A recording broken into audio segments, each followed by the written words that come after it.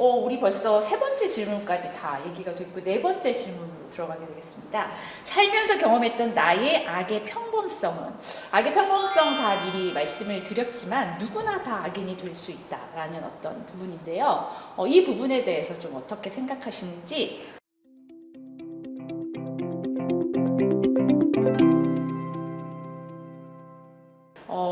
혜미님 또 많이 기다리셨죠? 네. 저는 이제 앞서서 말씀해주신 분들 이야기가 많이 공감이 돼요. 특히나 지금, 그러니까 저는 정치에도 굉장히 관심이 많은데, 정치가 굉장히 적대의 정치가 이렇게 열심히 움직이고 있다 보니, 그 정치 안에서 움직이는 시민들도 그런 모습으로 닮아갈 수밖에 없는 부분도 있지 않나. 그러니까 오히려 우리 정치가 조금 더 그 다원주의를 받아들이고, 그러니까 민주주의도 그런 쪽으로 좀 나아간다면 좀 다른 문화를 만들어갈 수 있지 않을까. 지금은 그냥 서로 빨간 팀, 파란 팀처럼 편파적으로 싸우기만 하는 이 민주주의 안에서 시민들도 그렇게 될 수밖에 없다라는 생각도 약간 드는데요. 그래서 이런 사회구조 안에서 제가 악의 평범성을 찾을 때는 결국에 오히려 반대로 내가 사랑한다고 착각할 때 악을 저지르고 있지 않나라는 생각이 들어요. 그러니까 내가 나라를 사랑하는 마음으로, 혹은 내가 우리 대통령을 사랑하는 마음으로, 혹은 내가 누군가를 사랑한다는 이유로 나의 기준을 무조건 강요할 때, 그러니까 아까 말씀해주신 것처럼 어쩌면 과거의 일을 현재 시점에서 이것들을 강하게 적용했을 때 굉장히 어려운 부분들이 발생한다라고 지적을 해주셨는데 저는 일부 굉장히 동의가 되거든요. 그래서 그런 것처럼 나의 기준에 맞추려고 할 때 오히려 더 이런 악의 평범성이 극명하게 드러나지 않나. 그리고 그 기준은 늘 좋은 이유인 거죠. 나한테 좋으니까, 혹은 내가 보기엔 그게 옳아 라고 얘기하다 보니 이런 것들이 더 많이 좀 되고 있지 않나. 그러니까 요즘에는 좀 그렇게 정치도 사실 팬덤 정치가 활성화되고 있다고 하는 것처럼 너무 이제 나의 옳음을 강조하다 보니 이런 일들이 발생하고, 저 또한 그럴 때 나의 악의 평범성을 좀 다시 되돌아보게 되는 것 같아요. 들으면서 좀 일방적인 어떤 사랑, 그러면서 폭력적인 부분들, 그렇죠? 그러면서 자기 합리화시키는 그런 모습들. 저도 사실은 이 대담을 준비하면서 나도 누군가에게는 악인이 될 수 있다라는 이 악의 평범성이 상당히 좀 많이 영향을 주더라고요. 그래서 제 삶을 한번 되돌아보게 됐는데요. 이 질문을 똑같이 이호구님에게 던지겠습니다. 전 아마 질문을 잘못 이해했나 봐요. 저는 나의 악의 평범성이 아니라 악의 평범성을 느낀 사례라고 좀 들어서 저는 이제 사실 악의 평범성이라는 단어는 알고 있었지만 그게 이제 와닿은 적은 별로 없었는데 가장 결정적으로 와닿은 건 이제 엠번방 때 조주빈이 얼굴 공개됐을 때 약간 좀 충격을 받았던 게 너무 멀쩡한 청년이잖아요. 어딜 봐서 악인이에요. 그런데 누가 봐도 악한 행동을 했던 거죠. 그래서 그때 제가 이 악의 평범성이라는 단어에 찾아보고 역사적인 거 찾아봤었는데 그걸 보면서 이게 악이라는 게 우리가 영화에서 봤었던 동화에 나오는 막 뿔이 달리고 이빨이 나오고 이게 아니다. 그러면은 도대체 뭐가 악이냐라는 것들에 대해서 진심으로 고민을 하게 됐던 게 전 그 엠번방 사태 때 얼굴 공개됐을 때였던 것 같아요. 사실은 그 친구의 행위는 정말 악하다고 생각하지만 악의 평범성이란 단어를 고민해 봤을 때는 사실은 되게 훨씬 더 복잡하다고 생각이 들었어요. 누구나 그렇게 될 수 있고, 그러니까 그 사람이 태어날 때 악한 사람이 아니잖아요. 살아오면서 여러 가지를 겪으면서 또 어떤 상황과 기회가 만들어지면서 그렇게 갔을 건데 사실 그러면은 우리도 그렇게 될 수 있고 또 누구도 안 그럴 수도 있는 건데 사실 그런 것들이 참 되게 많은 생각이 들었던 사례가 엠번방 사태였어요. 네. 두 분 얘기 들으시면서 한나리님 어떠셨어요? 좋고요. 아담 스미스가 공감의 결여를 악으로 봤거든요. 그러니까 우리에게 공감의 능력이 누구에게나 있다면, 아니면 공감의 능력을 키우기 위해서 이 사회가 지속적으로 노력했다면 조금은 달라질 수 있는 여지들이 있었을 텐데 너무 변화의 속도가 빠른데 대응 속도는 그게 미치지 못하니까 이런 이제 괴리나 격차들이 생기는 것 같아요. 이런 격차들이 더 심화되기 전에 사실 나부터라도 좀 이런 공감의 능력을 강화하기 위한 연대 그리고 활동 뭐 이런 것들이 필요하지 않을까 두 분 말씀 들으면서 더 그게 좀 생각이 들었습니다.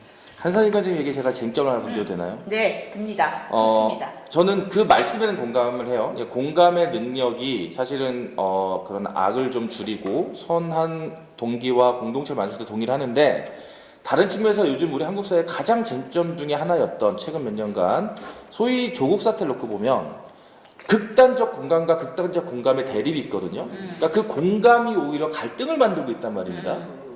이 문제는 어떻게 봐야 될까? 재밌는데요?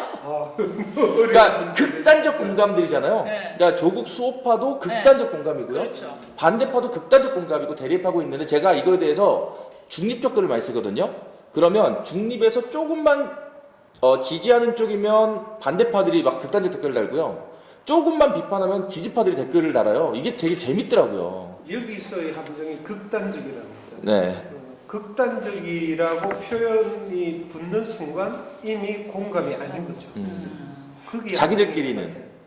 그래서 아주 어려운 것 같아요. 어떠세요? 네, 혜민님? 그러니까 저는 최근에 읽은 책 중에 공감의 반경이라는 책을 읽었는데요. 그러니까 그 책에서도 주요하게 다루는 것이 이런 입장차 혹은 그러니까 우리 사회에 있는 혐오 이런 부분에 대한 다룬 책이고 그렇기 때문에 저는 그 책 제목이 참 정확하다는 생각이 들었어요. 그러니까 공감은 반경을 넓혀가는 일인 거예요. 사실 이 사람들끼리는 자기들끼리는 공감해서 뭉쳐있다고 생각하지만 그냥 하나의 전체주의적인 사고를 하고 있는 거라고 저는 좀 보여지고 오히려 공감이라는 것은 그 반경들을 넓혀가면서 이쪽의 입장도 들어보고 저쪽의 입장도 들어보는 것이 저는 필요하다라는 생각이 들고 저는 그게 민주주의라고 생각이 되고 국가라고 하는 것은 원래 그런 공적 조정 능력이 있어야 되는 건데 지금 이제 그것이 저는 제대로 작동이 되고 있지 않는다라는 생각이 들어요. 그래서 이 양극화되는 어떤 뭐 정치적 상황이든 경제적 상황이든 이런 것들을 좀 어떻게 좀 해소해 나갈 수 있을지에 대한 고민들을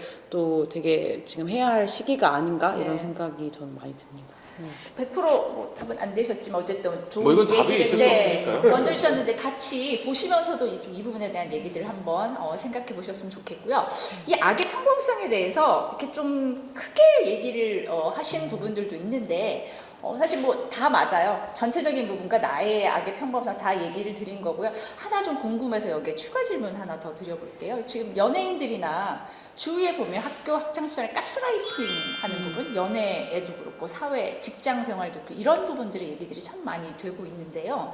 이런 부분 관련해서는 여러분 좀 어떻게 생각하시는지 악의 평범성과 관련해서 혜미님. 가스라이팅. 네. 그러니까 저는 좀 그 용어가 좀 남발되고 있다라는 네. 생각은 약간 듭니다. 그러니까 네. 어떻게 보면 사실 저는 그런 측면에서 오히려 좀 전수되어야 할 어떤 인간적인 예의라든지 이런 영역들이 오히려 또 굉장히 결여되고 있다라는 생각이 들어요. 그러니까 저는 MZ 세대가 그런 부분에 대해서 굉장히 많은 오해를 받는다고 생각도 들고 혹은 그런 기회를 또 갖지 못하는 어떤 사회. 그러니까 저희 세대들이 그렇거든요. 너만 잘 되면 돼. 너만 아니면 돼. 이렇게만 들어온 세대인데 갑자기 직장에 갔더니 내 말 들으라 그러고 이게 옳다 그러고 이렇다 보니 내가 살았던 세계가 완전히 부서지는 경험들을 나름대로 하고 있는 거죠. 그렇기 때문에 나름대로 그 세대 안에서의 갈등이라든지 세대 간의 격차라든지 이런 것들이 저는 발생한다라는 생각이 들고 또 그런 측면에서 사실 가스라이팅이라기보다는 이렇게 살면 조금 더 그러니까 나아질 수 있는 사회를 만들 수 있다라는 가르침일 수도 있는 건데, 그러니까 오히려 그러한 것들에 대한 여유가 없는 사회라는 생각이 저는 조금 들기도 합니다. 그래서 뭐 이게 애정의 관계든 혹은 우정의 관계든 뭐 예의의 관계든 이런 부분에 있어서 우리가 조금 더 그 가르침, 전수라는 부분을 조금 다시 한번 좀 고민해봐야 할 시기는 아닐까 이런 생각도 요즘은 많이 드는 것 같아요. 그래서 저는 그 가스라이팅이라는 말이 좀 너무 자주 사용된다 이런 생각도 좀 듭니다. 네. 혹시 두 분 중에 이거 관련해서 얘기해 주실 분 있으신가요? 저는 사실 이전에는 이런 게 가스라이팅이구나 학창 시절에 일부 당했거나 주위에서 있었던 부분들이 그때는 또 인지하지 못하고 있다가 지금 보면 또 부분들 그래서 시대가 달라서 그런가 아니면 내가 이런 부분도 인지하지 못해서 그런가 뭐 여러 생각들이 들더라고요. 유 후보님 어떠세요? 그러니까 지금 말씀하신 거에 동의를 하고요. 그러니까 옛날에 그런 말 있었잖아요. 약 좋다고 남용 말고 약 모르고 오용 말자 그런 말 있었는데 제약 기사에서 나오시는 사실 이제 용어의 과잉이 있는 거죠.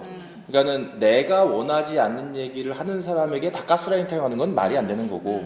그러니까 우리 좀 여기 인터넷 사회 약간 패단이 좀 있는 것 같아요. 뭐가 한번 용어가 뜨면 다 그걸로 몰려갔다가 좀 지나면 다 잊어버리고 하는 것처럼 지금 우리가 말하는 가스라이팅으로 하는 것의 대부분은 제가 볼 때 가스라이팅이 아닙니다. 뭐 강요가 가스라이팅은 아니잖아요, 그죠? 굉장히 사람의 심리를 내가 원하는 방식으로 움직일 수밖에 없도록 심리적으로 완전히 거의 정신병 상태로 만드는 거거든요. 굉장히 고도의 심리적인 거죠. 그러니까 그런 것들은 정말 문제가 있는 거다. 그런데 오히려 나의 생각과 다른 것들을 가스라이팅이라고 하는 순간 오히려 소통은 단절되는 것 같아요. 그러니까 누구나 살아가면서 내가 원하지 않는 얘기를 듣죠. 나도 하고요. 그런 과정에서 그런데 내가 원하지 않는 것을 하기도 하고 시키기도 하면서 토론하고 조율하는 과정을 통해서 합리적인 결론을 가는 게 인간 사회고 다만 그것을 넘어서는 극단적인 그러니까 상대방이 절대적으로 내가 원하는 것만 그것도 상식을 넘어선 정도로 하게 하는 것들은 거절해야 된다. 근데 이게 문제는 앞에 말씀드린 것처럼 기준이 없잖아요. 어디까지가 가스라이팅이냐. 그래서 제가 볼 땐 이거는 사실 정답은 없으나 그러니까 사회적으로 단죄가 중심이 아니라 토론을 통한 합의가 필요한데 지금 한국 사회는 단죄로만 가고 있어요. 제가 볼 때 그러니까 우리가 옛날부터 그런 얘기 했었거든요. 법은 최소한의 도덕률이다. 근데 지금은요. 법이 최고의 가치예요. 모든 걸 재판에 붙여요. 그래서 판결 나면 맞는 거야. 그죠? 그래서 김현장을 써가지고 3억을 써서 무죄가 나오면 나는 무죄고 변호사를 못 써가지고 버스에서 50원 가져가도 징역받으면 난 나쁜 놈이 되는 거니까 사실은 저는 이런 부분들이 사회적 토론가비가 사라진 오히려 사회가 고도화되면서 법 중심의 사회가 되면서 더 무너졌다. 그런 게 좀 아쉬운 것 같아요. 네.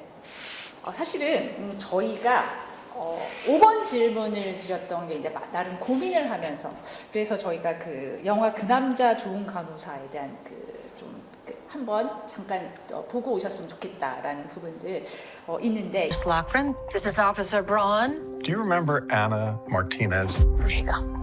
Yeah, her death. It was sudden. Mind taking a look at this? The insulin in her system, it's a double medication error, which is really rare. We understand that you work with a Charlie Cullen. Could he be involved in this? 여기에 나오죠. 살인마인 주인공에게 왜 그랬니? 왜 살인을 한 거야? 라고 물었을 때 여기에서 아무도 나를 말리지 않았어. 살인을 할 수 있으니까 살인을 한 거야 라고 대답하는 부분들이 있어요. 제가 앞에서부터 계속 드렸던 악에 대해서 이제 규정하는 나름의 다들의 어떤 기준과 원칙들이 있고 또 눈에 보이는 악의는 오히려 단죄하기 쉽지만 보이지 않는 부분이 어렵다. 근데 이제 그것들을 단죄하는 부분에 있어서는 또 연대해서 함께하면서 조금 쉬워지는 부분들 뭐 여러 얘기들을 해주셨는데요. 악의 문제는 누가 해결해야 되는가?